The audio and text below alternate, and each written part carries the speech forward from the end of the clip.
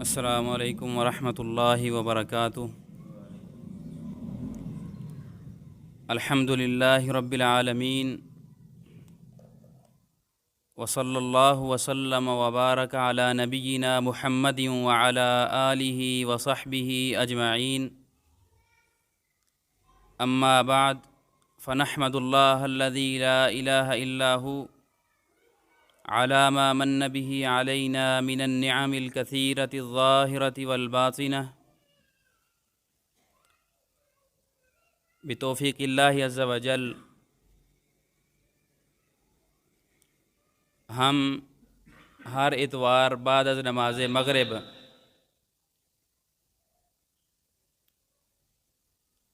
کچھ لمحات اللہ رب العالمین کے دین کو سمجھنے کے لیے نکالا کریں گے، اور جو دین اللہ رب العالمین نے اپنے پیارے حبیب جناب محمد الرسول اللہ صلی اللہ علیہ وآلہ وسلم کو دے کر مبعوث فرمایا ہے، اسے سمجھنے سیکھنے کی کوشش کریں گے۔ آدم علیہ الصلاۃ والسلام سے لے کے جناب نبی کریم محمد الرسول اللہ صلی اللہ علیہ وسلم تک تمام انبیاء کا دین دین اسلام ہے، اور یہ دین اللہ کا پسندیدہ دین ہے، اور اللہ نے اسے ہی اختیار کیا ہے۔ اللہ فرماتے ہیں ان الدین عند اللہ الاسلام، کہ اللہ کے نزدیک مقبول دین، پسندیدہ دین دین اسلام ہے، اور جو اس دین سے روگردانی کرتا ہے اللہ نے اسے بے وقوف قرار دیا ہے۔ فرمایا وَمَن يَرْغَبُ عَن مِّلَّةِ إِبْرَاهِيمَ إِلَّا مَن سَفِيَ نَفْسَهُ، کہ کون ہے جو ملت ابراہیم سے منہ پھیرتا ہے سوائے وہ شخص جس نے اپنے آپ کو بے وقوف بنایا ہے۔ لیکن یہ دین اسلام ہے کیا؟ جس دین کو ہم اختیار کرتے ہیں، جس دین کے ہم نام لیوا ہیں، اس دین کی حقیقت کیا ہے؟ اس دین کا معنی و مطلب کیا ہے؟ اس دین کے اصول کیا ہیں؟ یہ دین ہم سے کیا چاہتا ہے؟ یہ بہت کم لوگوں کو معلوم ہے۔ آپ لوگوں سے پوچھیں کہ دین اسلام کیا ہے، آگے سے آپ کو جواب نہیں ملے گا، کیونکہ حقیقت اسلام سے لوگ ناواقف ہیں۔ اگر ملے گا تو جواب درست نہیں ہوگا یا جواب ناقص ہوگا۔ بہت سارے لوگوں سے پوچھے دین اسلام کیا ہے، وہ کہیں گے دین اخلاق کا نام ہے۔ کچھ لوگوں سے دین کے متعلق پوچھیں، اس کی مختلف اپنی سوچ و فکر کے مطابق توجیحات کریں گے۔ حالانکہ نبی کریم صلی اللہ علیہ وسلم نے جو دین ہمیں دیا ہے اتنا واضح ہے کہ حتیٰ کہ مشرکین مکہ سے بھی اگر لوگ پوچھتے نا کہ دین اسلام کیا ہے تو وہ اس کا بہت صاف جواب دیتے اور حقیقی اور درست جواب دیتے۔ جیسا کہ حدیث میں آپ سنتے رہتے ہیں، ان لوگوں سے جب پوچھا جاتا کہ یہ جو نبی آپ کے اندر مبعوث ہوئے ہیں وہ آپ کو کس چیز کی دعوت دیتے ہیں، تو وہ واضح طور پہ کہتے تھے امرنا اللہ نعبد الا اللہ ولا نشرک بہ شیئا، کہ وہ ہمیں حکم دیتے ہیں کہ ہم صرف ایک اکیلے اللہ کی عبادت کریں اور اس کے ساتھ کسی کو شریک نہ کریں۔ یہ چند لفظوں کے اندر دین اسلام کی حقیقت ہے کہ صرف ایک اکیلے اللہ رب العالمین کی عبادت اور اس کے ساتھ کسی کو شریک نہ کیا جائے، اور دوسرے نمبر پہ یہ جو عبادت کرنی ہے یہ طریقہ محمدی پر ہو صلی اللہ علیہ وآلہ وسلم۔ ان دو چیزوں کا نام اسلام ہے، اور بہت سادہ اور عام فہم چیز ہے اسلام، یہ کوئی پیچیدہ اور مشکل بات نہیں ہے۔ لیکن اگر سمجھنے کی کوشش کی جائے تو آج ہماری پہلی نشست ہے، ہم حدیث جبرائیل آج پڑھیں گے، جو مشہور حدیث ہے کہ نبی کریم صلی اللہ علیہ وسلم کے پاس جبرائیل انسانی شکل میں آئے، جسے حدیث جبرائیل کہتے ہیں، اور اتنی اہم حدیث ہے کہ اسے محدثین کرام نے ام السنہ قرار دیا ہے، کہ یہ پوری کی پوری سنت، پورے کے پورے اسلام کا نچوڑ اور خلاصہ ہے۔ جس طرح سورۃ الفاتحہ ام القرآن ہے، قرآن کا خلاصہ اور نچوڑ ہے، حدیث جبرائیل ام السنہ ہے، پوری کی پوری سنت اور پورے اسلام کا نچوڑ اور خلاصہ ہے۔ سیدنا عمر رضی اللہ عنہ فرماتے ہیں کہ ہم اللہ کے رسول صلی اللہ علیہ وسلم کے پاس بیٹھے ہوئے تھے کہ ایک شخص آتا ہے جس کے بال بہت سیاہ ہیں، کپڑے بہت سفید ہیں، اور اسے ہم میں سے کوئی جانتا بھی نہیں، اور اس شخص کے اوپر سفر کے آثار بھی نہیں ہیں۔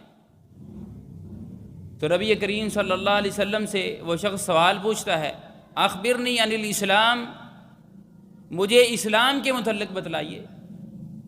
تو نبی کریم صلی اللہ علیہ وسلم نے جواب دیا، الاسلام ان تشہد ان لا الہ الا اللہ وان محمد رسول اللہ، کہ تم گواہی دو کہ اللہ رب العالمین کے علاوہ کوئی حقیقی اور سچا معبود نہیں ہے، اور محمد الرسول اللہ صلی اللہ علیہ وسلم اس کے بندے اور رسول ہیں۔ وتقیم الصلاۃ وتؤتی الزکاۃ، تو نماز قائم کرے، زکوٰۃ ادا کرے، وتصوم رمضان، اور تم رمضان کے روزے رکھو، وتحج البیت ان استطعت الیہ سبیلا، اور اگر تمہارے پاس استطاعت ہے تو تم اللہ کے گھر کا حج کرو۔ یہ اسلام کی موٹی موٹی اجمالی اور مختصر تعریف نبی کریم صلی اللہ علیہ وسلم نے بیان فرما دی کہ اسلام ان چیزوں کا نام ہے۔ وہ کہتے ہیں صدقت، آپ نے سچ فرمایا۔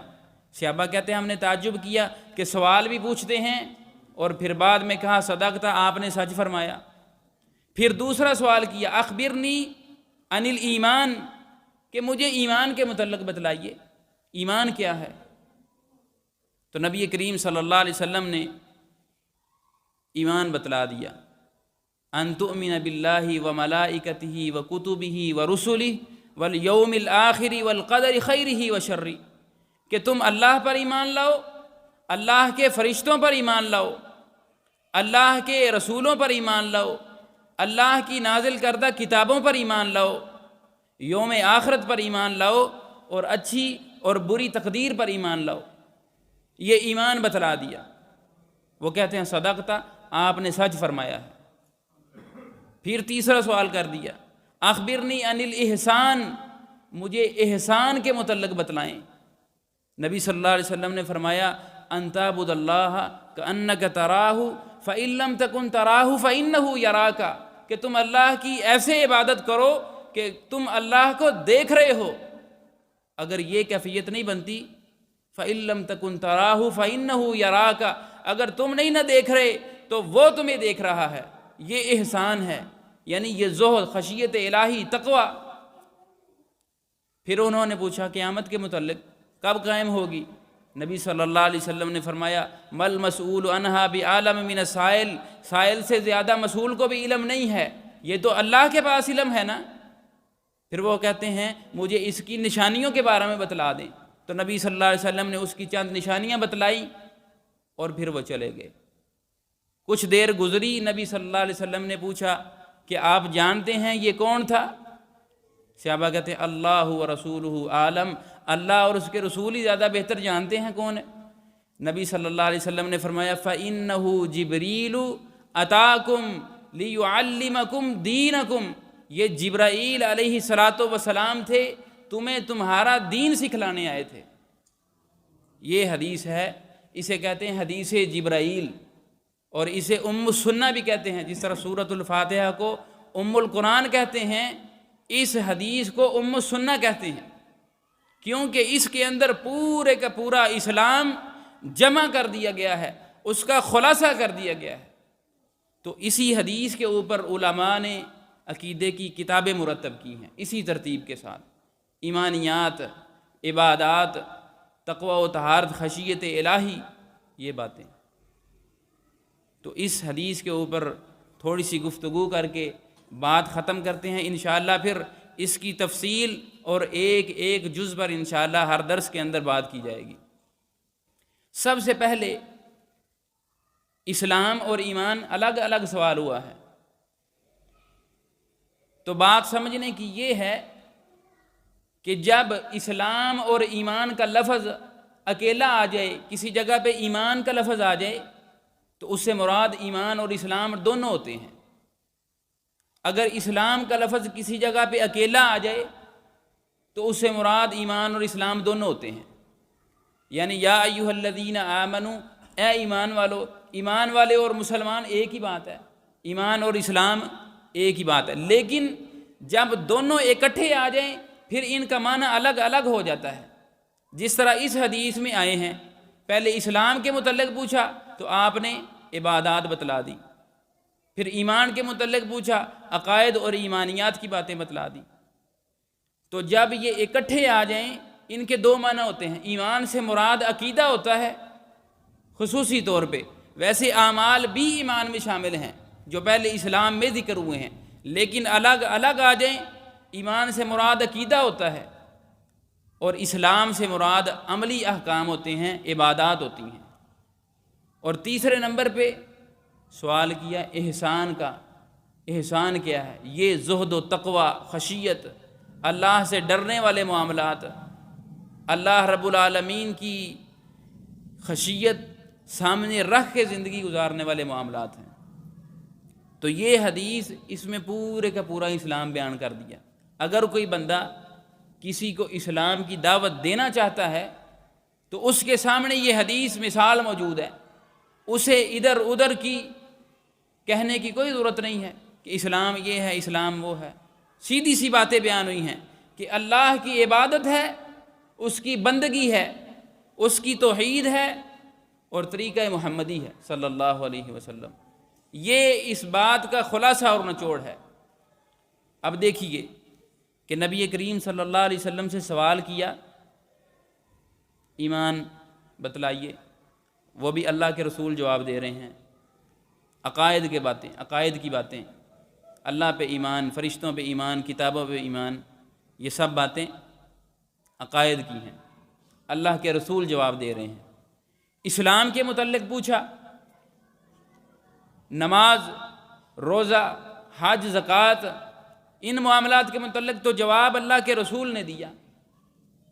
پھر احسان کے متعلق پوچھا، زہد و سلوک کی بات پوچھی، خشیت الہی اور تقوی کی بات پوچھی، تو جواب اللہ کے رسول نے دیا۔ پھر جب جبرائیل چلے گئے تو پوچھا یہ کون ہے؟ فرمایا اللہ کے رسول اور اللہ ہی بہتر جانتا ہے۔ فرمایا یہ جبریل تھے، جاءکم لیعلمکم دینکم، یہ تمہیں تمہارا دین سکھلانے آئے ہیں۔ غور طلب بات یہ ہے، عقائد ہوں تو اللہ کے رسول سے لینے ہیں، فقہی معاملات ہوں تو اللہ کے رسول سے لینے ہیں، عبادتوں کا معاملہ، نماز کیسے پڑھنی ہے، روزہ کیسے رکھنا ہے، اور زہد و تقوی کی باتیں ہوں تو یہ بھی اللہ کے رسول سے لینی ہے۔ دین سیکھنے کا منبع اور دین کا چشمہ اللہ کے رسول صلی اللہ علیہ وسلم ہے۔ جو بھی لینا ہے اللہ کے رسول سے لینا ہے۔ ما آتاکم الرسول فخذوا، جو اللہ کے رسول دے دیں وہ لے لو، وما نہاکم عنہ فانتہوا، جس سے روک دیں اس سے رک جاؤ۔ اتبعوا ما انزل الیکم من ربکم، اس کی پیروی کرو جو اللہ کی طرف سے نازل ہوا ہے، ولا تتبعوا من دونہ اولیاء، اس کے علاوہ کسی چیز کی پیروی نہ کرو۔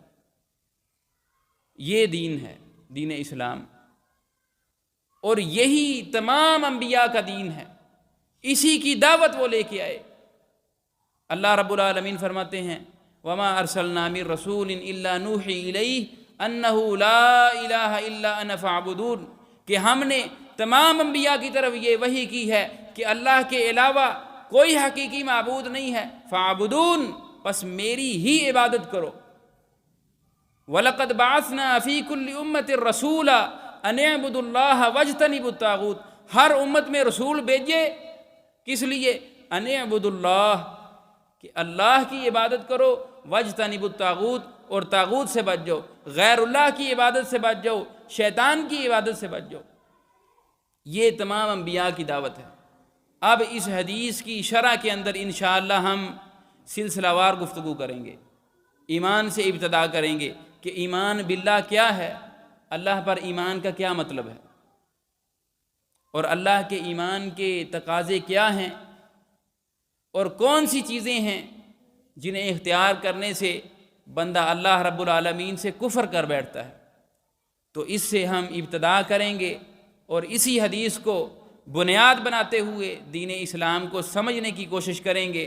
عقیدہ توحید، اللہ کے فرشتوں کے متعلق کیا عقیدہ ہے، اللہ کے رسولوں کے متعلق کیا عقیدہ ہے، اللہ کی کتابوں کے متعلق کیا عقیدہ ہے، تو یہ دین سیکھیں گے تو سیکھنے سے آئے گا۔ انما العلم بالتعلم، علم سیکھنے سے آتا ہے۔ یہ نہیں کہ انسان مسلمان کے گھر میں پیدا ہو گیا، اب اس کے اندر دین داخل ہے، اب جو بھی کرے یہ دین ہے۔ دین سیکھنے سے آتا ہے۔ تو اس لیے اللہ نے بھی اپنے پیارے پیغمبر سے فرمایا فَعْلَمْ أَنَّهُ لَا إِلَهَ إِلَّا اللَّهُ، جس نبی پہ وحی نازل کی ہے، جسے اپنا مبلغ بنایا ہے، جسے اپنا رسول بنایا ہے، اسے بھی فرمایا ہے فَعْلَمْ، جان لیں، آپ بھی جان لیں، أَنَّهُ لَا إِلَهَ إِلَّا اللَّهُ، کہ اس کے علاوہ کوئی حقیقی معبود نہیں ہے۔ تو یہ توحید بڑی اہم چیز ہے، اسی پہ ساری چیزوں کی بنیاد ہے۔ ہم توحید کا نام لیتے ہیں لیکن توحید کو کم ہی سمجھتے ہیں کہ ہمارے اعمال کی توحید کیا ہے، دل کی توحید کیا ہے، خوف و خشیت، رغبت و رہبت، امید، اللہ سے خوف، اللہ کا ڈر، یہ سب چیزیں یہ بھی توحید ہیں۔ ان کے اندر ہمارے اندر کیا کمیاں کوتاہیاں ہیں، انہیں بھی انشاءاللہ ہم دور کرنے کی کوشش کریں گے۔ اللہ نے ہمیں پیدا اس لیے کیا ہے وَمَا خَلَقْتُ الْجِنَّ وَالْإِنسَ إِلَّا لِيَعْبُدُونَ، کہ میں نے جن و انس کو اپنی عبادت کے لیے پیدا کیا ہے۔ اب لیعبدون، نون کے نیچے زیر ہے، یہاں پہ یا تھی، اسے ختم کر کے نون کے نیچے زیر لگی ہوئی ہے کہ صرف میری ہی عبادت کریں۔ جب میری ہی معنی ہوتا ہے تو معنی توحید ہوتا ہے، یعنی اللہ نے کس لیے پیدا کیا ہے؟ مفسرین نے اس کا معنی یہ لکھا ہے لیوحدون، کہ وہ صرف ایک اکیلے اللہ کی عبادت کریں۔ تو اس عبادت میں کیا کیا چیزیں شامل ہیں، عبادت کسے کہتے ہیں، عبادت کی کیا اقسام ہیں، وہ ساری انشاءاللہ بیان کریں گے۔ اللہ رب العالمین ہمیں سمجھنے اور عمل کرنے کی توفیق عطا فرمائے۔